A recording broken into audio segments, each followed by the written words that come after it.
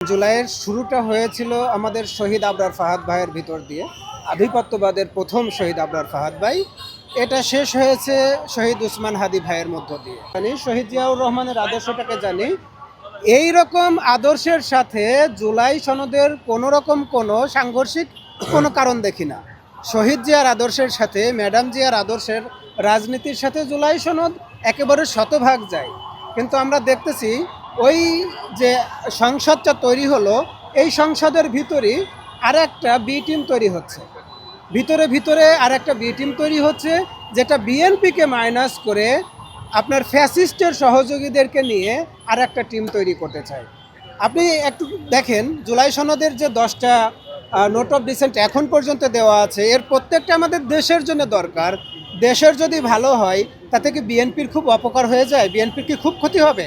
তার মানে আমরা এই সনদ নিয়ে যখনই টালবাহানা করবে, তখন আমরা বুঝে নিব এটা বিএনপির থেকে আসতেছে না, বিএনপির বি টিম থেকে আমাদেরকে বোঝানো হচ্ছে জুলাই সনদ যেন বাংলাদেশে প্রতিষ্ঠিত না হয়। কারণ যখনই জুলাই সনদ প্রতিষ্ঠিত হয়ে যাবে, আপনি কখনোই রাবণ হয়ে উঠতে পারবেন না, আপনি কখনোই ফ্যাসিস্ট হয়ে উঠতে পারবেন না।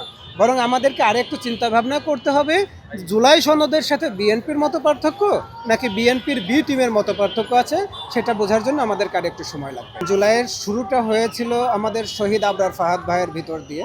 আধিপত্যবাদের প্রথম শহীদ আবরার ফাহাদ ভাই, এটা শেষ হয়েছে শহীদ উসমান হাদি ভাইয়ের মধ্য দিয়ে। আমরা আর রক্তপাত চাই না, আমরা আর রাস্তায় দাঁড়াতে চাই না। হাদি ভাই আমাদেরকে শিখিয়ে গেছে যোগ্যতা নিয়ে কিভাবে আগামীর দিনগুলোতে আমাদেরকে দাঁড়াতে হবে। আমরা আসলে 2-4 বছরের ভিতর যোগ্যতা নিয়ে রাস্তায় দাঁড়াতে চাই। আমরা আসলে রাজনীতিবিদদেরকে বুঝতে চাই, রাজনীতিটা কিছুটা বুঝতে চাই। আমরা যদি এখন বিএনপিকে এককভাবে দোষী সাব্যস্ত করি, সেই সংসদে কি শুধুমাত্র জামাত ইসলাম ওয়াকআউট করেই তাদের দায় সারতে চায়? আমরা কি দেখলাম, জুলাই সনদ নিয়ে একটা আন্দোলন করবে জামাত ইসলাম, সেটা আবার শনিবারের দিন আমাদের জাতীয় মসজিদের পাশে। জামাত ইসলাম এত দুর্বল দল মনে করেন? জামাত ইসলাম যদি এই মুহূর্তে 12 তারিখের পরে যে কোনো দিন একদিন ঘোষণা দেয় জুলাই সনদ বাস্তবায়ন না হলে আমরা সংসদে যাব না, ঢাকা শহরে 20 লক্ষ লোক হাজির করার সক্ষমতা তাদের আছে। কোনো রকম রক্তপাত ছাড়াই জুলাই সনদ বাস্তবায়নের সক্ষমতা জামাত ইসলামের আছে। এখন তারা করতেছে না, এই কারণেই আমরা তাদের কারণটাও আসলে একটু বুঝতে চাই। রাজনীতিবিদদের মুখের ভাষা আর মনের ভাষাটা আমরা আরেকটু বুঝতে চাই। আমরা শুধু স্ফুলিঙ্গটাকে, আমরা শুধু জুলাইয়ের আদর্শটাকে এখন পর্যন্ত ধরে রেখেছি একটা আশায় যে রাজনীতিবিদরা আমাদের জেএনজিদের মনের কথাটা বুঝবে, সারা বাংলাদেশের চাওয়াটা বুঝবে। আপনি 70% জনগণকে পাশ কাটিয়ে আগামী দিনগুলোতে যে যুদ্ধাবস্থা চলতেছে, এর ভিতর 70% লোককে পাশ কাটিয়ে আপনি রাষ্ট্র চালাতে পারবেন? কোনোভাবেই সম্ভব না। যদি এখন 2 কোটি মানুষ মনে করে আমরা 2 লিটার করে তেল জমা করে রাখবো, এই দেশে আর তেল থাকবে? আপনি যতই 70,000 লিটার তেল কিনে ফেলেন, আমাদেরকে যতই গল্প দেন, যদি 2 কোটি মানুষ মনে করে আমরা 2 লিটার করে তেল জমাবো, আর তেল থাকবে?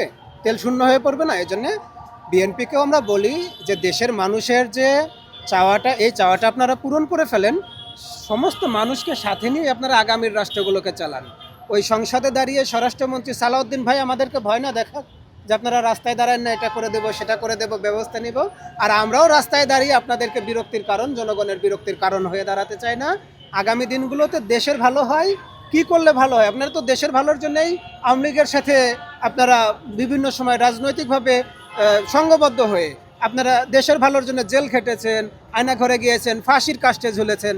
এখন তো আওয়ামী লীগ নাই, আপনারাই সরকারি দলে, আপনারাই বিরোধী দলে। আমরা আপনাদের ভাষাটা আরেকটু বুঝতে চাই, 12 তারিখ পর্যন্ত বুঝতে চাই। আমরা কোনোভাবেই চাই না জুলাই সনদ বাস্তবায়ন না করে আপনারা সংসদে কোনো বাজেট অধিবেশন উপস্থাপন করেন।